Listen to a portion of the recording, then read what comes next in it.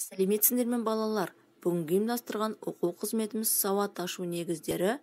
Тақырыбымыз у дыбысы. У дыбысы кездесетін сөздермен таныс болайық. Уық, уәзір, уыс, уылдырық, уыз. Бұл сөздің барлығы у дыбысынан басталады екен. У дыбысы бірде дауысты, бірде дауыссыз дыбыс болады екен. У дыбысы дауысты дыбыстың алдында келсе, у дыбысы дауыссыз дыбысқа айналады. Ал дауыссыз дыбыстан кейін келсе, дауысты дыбысқа айналады. У дыбысы ешбір кедергіге ұшырамай, созылып айтылады. У. Балалар, суретте нелер бейнеленген? Дұрыс айтасыңдар. Уық. Уық сөзінде у дыбысы дауыссыз дыбыс. У дыбысы сөздің басында кездесіп тұр. Келесі тауық. Тауық сөзінде у дыбысы дауыссыз. У дыбысы сөздің ортасында кездесіп тұр. Келесі ұлу. Ұлу сөзінде у дыбысы дауысты дыбыс. У дыбысы сөздің соңында кездесіп тұр.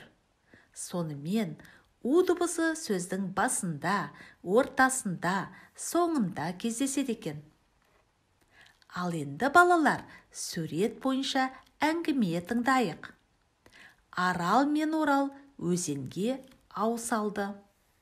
Бір кезде жел күшейіп, у деп уілдеп кетті. Олар ауды жинай бастады. Міне қызық.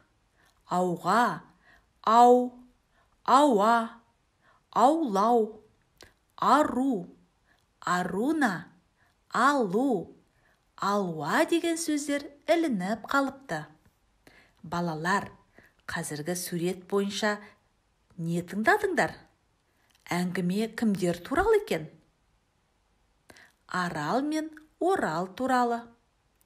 Олар не істеді? Өзенге ау салды. Ауға не түсті? Ауға сөздер түсті. Олай болса, сол сөздерді қайталайық. Ау, ауа, аулау, ару, аруна, алу, алуа. Бұл сөздерде у дыбысы бірде дауысты, бірде дауыссыз дыбыс болып тұр. Ару, аруна, алу, алуа сөздерінде у дыбысы дауысты дыбыстың қызметін атқарып тұр. Ал ау, ауа, аулау сөздерінде у дыбысы дауыссыз дыбыстың қызметін атқарып тұр екен. Сонымен қатар у дыбысы сөздің ортасында және соңында кездесіп тұр. Ал тарту жаттығуын бірге жасайық. Ол үшін менімен бірге қайтала. Уа, таза ауа. Ау, биік тау. Жарайсың. Сен у дыбысы кездесетін сөздерді дұрыс дыбыстадың. Келесі буын ұйқас ойынын ойнайық. Сен ұйқас сөзді тауып айтуың қажет. Дайынсың ба? Онда бастаймыз. Жел улейді. Желбірейді. Ту. Қандай биік тау. Өзенге салдық. Ау. Далада таза ауа. Мал су ішкен науа. Жарайсың Таққырбек. Сен тамаша ұйқастыра білдің. Балалар, енді алған біліміңді қолданып көр. Ол үшін суретті қатыстырып сөйлем құра. Анау ту. Анау ау. Анау науа. Жарайсың. Енді берілген ұяшыққа назар аудар. Көк түсті дауыссыз дыбыс. Ал қызыл түсті дауысты дыбыс. Олай болса, ту, ау, науа сөздеріндегі у дауысты ма? Дауыссыз ба? Анықта. Сәйкесін тап. Сәйкестендіріп көрдің бе? Онда өзіңді тексер. Жарайсың, балақай. Сен дұрыс сәйкестендіре білдің. Ту сөзінде у дыбысы дауысты дыбыс.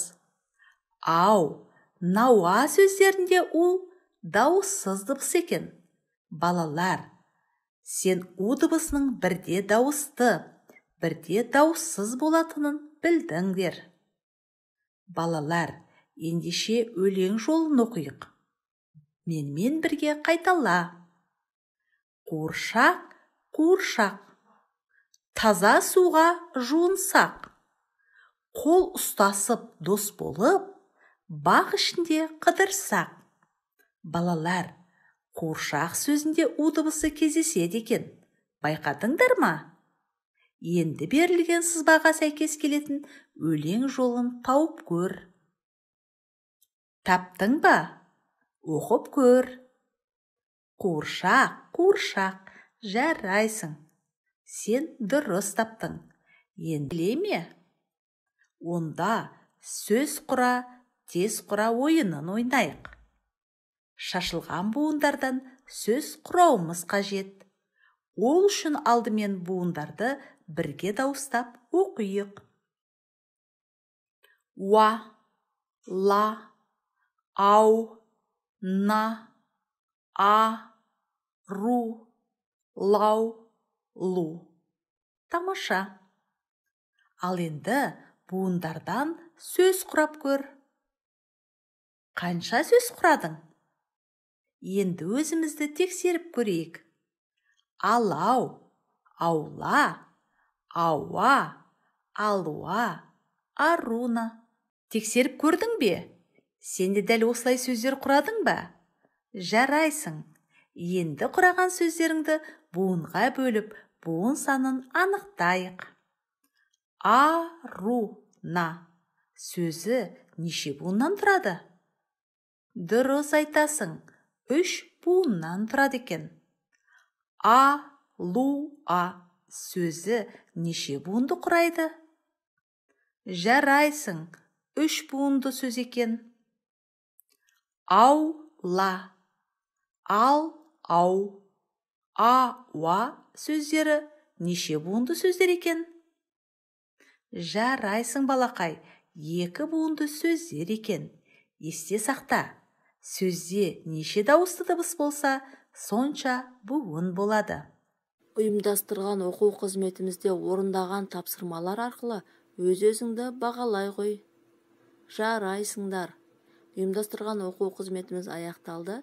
Сау болыңдар.